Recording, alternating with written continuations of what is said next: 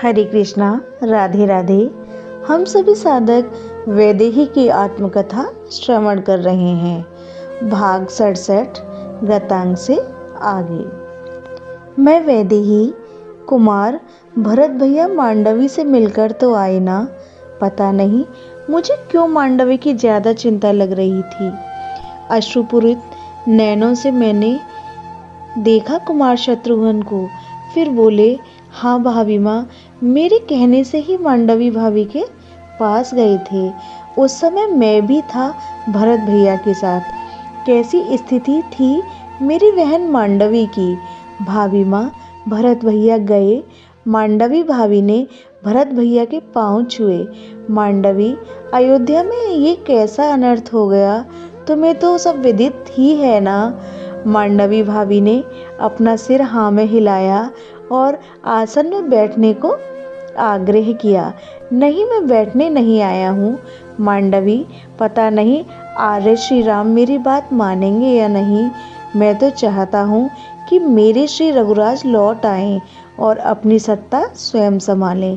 मांडवी, अगर ऐसा नहीं हुआ तो हो सकता है मैं वहीं अपने देह को जलाकर भस्म कर दूं। भाभी माँ, भरत भैया के मुंह से इतना सुनते ही मांडवी भाभी मूर्छित हो गई थी। संभाला था भरत भैया ने। मांडवी, तुमसे तो मुझे ऐसी अपेक्षा नहीं थी। क्या हुआ नाथ, मैंने जानबूझकर नहीं किया। चरण पकड़कर रो रही थी मांडवी भाभी। मांडवी, हम आर्यपुत्र श्री राम के सेवक हैं और सेवक को जिद करने का हक नहीं होता। स्वामी जो कहे, स्वामी जो आज्ञा दे, उसे चुपचाप मानना ही सेवक का धर्म है। मांडवी, तुम्हें क्या लगता है सेवा से बड़ा धर्म कोई है? और सेवा करना, सेवक बनना, ये सबसे दुरूह कार्य है। तुम्हारा पति ये भरत श्री राम के चरणों का सेवक है, इसलिए मुझे नहीं पता उनकी क्या आज्ञा होगी। इसलिए मांडवी, तुम्हें संभलना होगा और अपने परिवार को भी संभालना होगा। भाभी माँ, मांडवी भाभी हिलकियों से रोने लगी थी। अमृत के बारे में सुना है, पर विष का तो हम अनुभव कर रहे हैं। मांडवी भाभी ने भरत भैया को कहा, मैं आपको वचन देती हूँ, आपके मार्ग में मैं कभी बाधा न डालूंगी। ये मांडवी आपको वचन देती है कि आप जिसमें प्रसन्न हो, मैं भी उसी में प्रसन्न रहूंगी। मैं वचन देती हूँ। पर नाथ, अश्रु बह रहे थे मांडवी के। क्या क्या मांडवी, बोलो।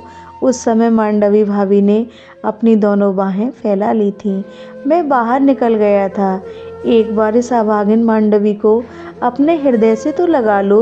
रोती जा रही थी और दोनों बाहें फैलाकर भरत भैया के आगे बढ़े। मांडवी, आर्य श्री राम लौट आवे, इस भरत की और संपूर्ण अयोध्या की प्रजा की यही कामना है मांडवी। पता नहीं क्या होगा, क्योंकि उनकी इच्छा ही सर्वोपरि है। पर तुम्हें संभलना होगा, इस राज परिवार को बिखरने ना देना। ऐसा कहते हुए भरत भैया ने मांडवी भाभी को अपने हृदय से लगा लिया था। काफ़ी देर तक सुवक्ती रही थी। इतना सुनकर शत्रुघ्न कुमार चुप हो गए थे। मैं साड़ी के पल्लू से अपनी आंखें पहुँचती रही। माँ कैकेयी, उनके प्रति कैसा व्यवहार है भरत भैया का? मैंने कुछ देर बाद फिर ये प्रश्न किया। कुछ मत पूछो भाभी माँ, कैकेयी माँ को तो भरत भैया ने स्पष्ट कह दिया है, तू मेरी माँ नहीं। क्या? ये क्या कहा? मैं चौंक गई थी। हाँ, भरत भैया ने यही कहा है, अपनी माँ कैकेयी का त्याग कर दिया है। ओह, मुझे कष्ट हो रहा है। ये सब सुनकर मैं कुछ बोल ना पाई, फिर चुप हो गई। कुमार भी सिर नीचे करके चुप ही रहे। आज भी गिलहरी आ रही है। वो उछलती थी, पर आज मेरा ध्यान उसकी ओर नहीं था, इसलिए तो वो भी उदास सी हो गई थी। नित्य लाने वाले बंदर केले के खंभे उखाड़ लाए थे। मैं अन्य दिन बड़े उत्साह से उनके हाथों से केले लेती, पर आज वो सब भी मेरे मुख को देख रहे थे। मैं रो रही थी तो बेचारी गिलहरी के मुख की ओर ही देखे जा रही थी। कुमार, एक बात बताओ ना, जब माँ कैकेयी को त्याग दिया फिर उन्हें भरत भैया चित्रकूट में क्यों लाई? मैंने पूछा। भाभी माँ मुझे संबोधन करते ही कुमार शत्रुघ्न आगे कुछ बोल ही नहीं पाए। जब हम सब अयोध्या से चित्रकूट की ओर चल रहे थे, माताएं पालकी में बैठ रही थीं। तब मैंने देखा अन्य कहारों से कैकई माँ झगड़ रही थी। मेरी पालकी कहाँ है? मैं किस में बैठूं? मैंने सुना कहारों ने मेरी ओर देखा था। मुझे उस समय कैकई माँ शत्रु के समान लगती थी। तब मैंने कहारों के सामने कहा, जिसने आज इस अयोध्या को अनाथों की स्थिति में पहुंचा दिया, उसे पालकी देने की कोई आवश्यकता नहीं है। ऐसा क्यों कहा कुमार? कैकई माँ की स्थिति ही मुझे सबसे दयनीय लगती है। बेचारी को कुछ मत कहा करो। हाँ, हो गई गलती, पर ये सब कुमार मेरे आर्यपुत्र श्री राम की इच्छा से ही हुआ है। यही रहस्य है, उनकी इच्छा के बिना कुछ नहीं होता। मेरी बात सुनकर कुमार चुप हो गए थे। अच्छा, आगे क्या हुआ? मैंने पूछा। माँ कैकई अकेले ही आम प्रजा जन के साथ सिर में पोटरी लिए पैदल ही चल दी। कैकई कहाँ है? भरत भैया ने माँ कहना छोड़ दिया है। मुझसे पूछा कैकई कहाँ है? मैंने कहा वो जा रही हैं पैदल। तब मुझे भरत भैया ने समझाया, शत्रुघ्न, कैकई को आर्य श्री राम के पास ले जाना आवश्यक है, क्योंकि वरदान पिताजी से इसने ही मांगे हैं। कल वन में प्रभु श्री राम हमसे कह सकते हैं, तुम्हारी बातें मैं क्यों मानूं? जिसने मेरे पिता से वचन लिए थे, उस माँ कैकई को तो बुलाओ। तब क्या करोगे शत्रुघ्न? मुझे भरत भैया ने समझाया।